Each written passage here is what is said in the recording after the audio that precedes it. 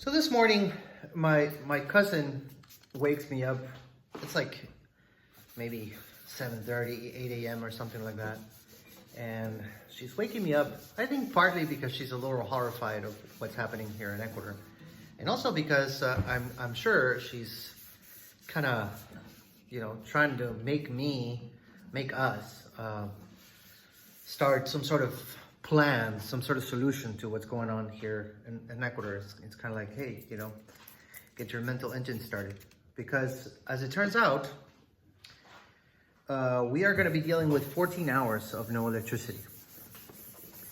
14 hours of no electricity in the whole country. Obviously, they're doing it by parts, a few hours, this province, a few hours this hour, another province, and they're doing, I think, spans of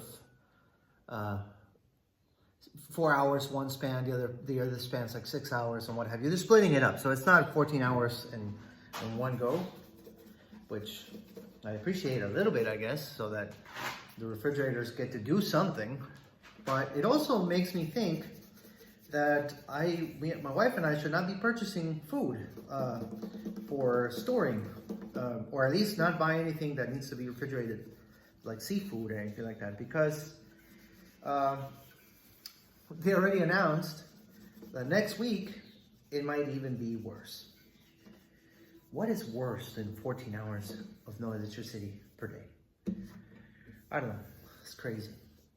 I have a chat with some friends from high school, and not from high school, actually from when we were little kids, from some friends from my childhood. We have a chat on WhatsApp, and today, I was kind of sharing some ideas, sharing some things that I think we can all do to kind of deal with the situation. And I was reading what they were conversing in the chat, and apparently already, like, the batteries, you can't find any batteries for UPSs in the city. The places are out of solar panels. So so things are not looking great.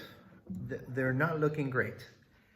And as far as I know, as far as I can find online, we haven't seen the worst of it yet. The plan is hopefully it rains. That's the plan. There's no plan. We don't have another way to generate electricity in this country, and it's crazy.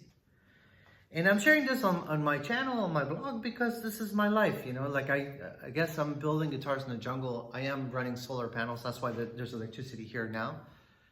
But also, right now we're in a time of the year where I don't have a lot of sun. So I kind of have to measure what I'm doing, not get too crazy. Turn off the fan. That's why I'm sweating. Save some electricity. And it's just really, really challenging. But I am gonna take it like a video game. Like I'm playing some sort of very difficult video game, and I need to win.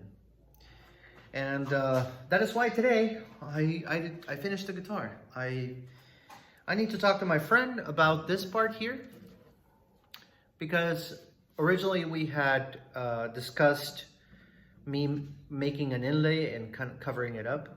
But I'm having second thoughts. I think having the choice of going back to electric, if you want to, makes more sense. Which is also why, even though I plugged this hole, it's just a dowel that can be removed if he ever wants to be electric again. And the guitar's working. Sounds great. And I'm using really old strings, because if you saw my last vlog update, I don't have strings, and I called around to the few musicians around here, and any of them don't have brand new packs. They need to go buy them. And so I found an old string from a guitar that I finished a while ago, and it was just sitting there, and I was like, hey, you know what, I'm taking it. So just to finish the setup and enjoy a few notes.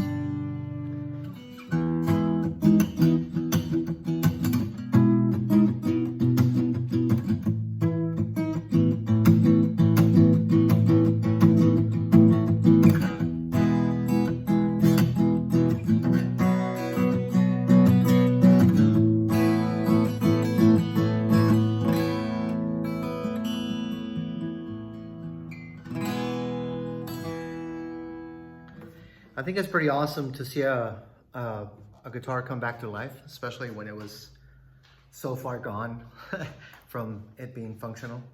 So I'm happy. You know, there's a small victory for the day. But after this, and that's why I'm going to go ahead and put it away and get to work on Carla's guitar. After this, you're going to be seeing more videos on my custom build.